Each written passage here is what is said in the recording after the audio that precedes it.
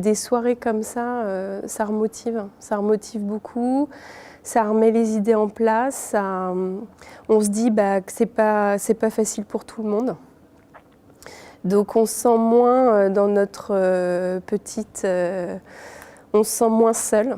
Il y a des mots qui sont venus qui étaient très forts. Oser, je pense tout de suite à lui, à oser.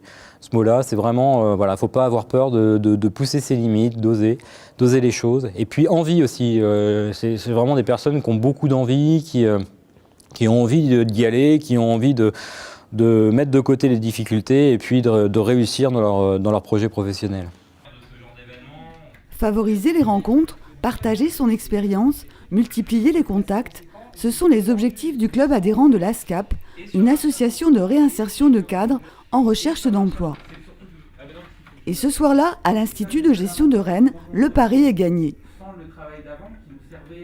Les adhérents de l'ASCAP se sont réunis autour de la thématique « La recherche d'emploi, une occasion de se réinventer ». Les intervenants, pour la plupart d'anciens adhérents, ont décrit leur parcours, souvent semé d'embûches, vers le retour à l'emploi. Guillaume Lucet, pédicure-podologue, devenu enseignant et donc fonctionnaire, en garde un souvenir ému. La sécurité, ça c'est quelque chose qui m'intéresse à l'heure actuelle, mais ça m'intéresse parce que j'ai passé une année de chômage et une année de précarité, et c'est très très dur, et je me dis là au moins je suis tranquille, je n'aurai pas à le revivre. Un des points forts de cette rencontre, le constat unanime que rechercher un emploi permet effectivement de remettre les choses à plat. La période de chômage, c'est de prendre du recul et de se dire, on l'a dit, c'est j'ai surtout envie de faire quoi? C'est surtout ça ce que permet de faire une période de chômage. Et à partir du moment où j'ai envie de faire quoi, est-ce que je peux faire ce dont j'ai envie? C'est même la meilleure période pour se réinventer parce qu'on est entièrement remis en question. Et si on reste sur ses positions, si on décide de ne pas évoluer, on ne s'en sort pas ou on le vit très très mal. Deuxième enseignement, changer, abandonner un statut de salarié, faire le deuil de ce que l'on avait avant, demande un peu de temps et beaucoup d'efforts. Dans la remise en question de ces certitudes, les animateurs de l'ASCAP jouent un rôle majeur. J'ai pas toujours été un profil facile.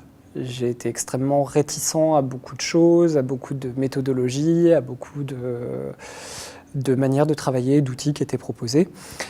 Et quand je dis réticent, je pèse mes mots.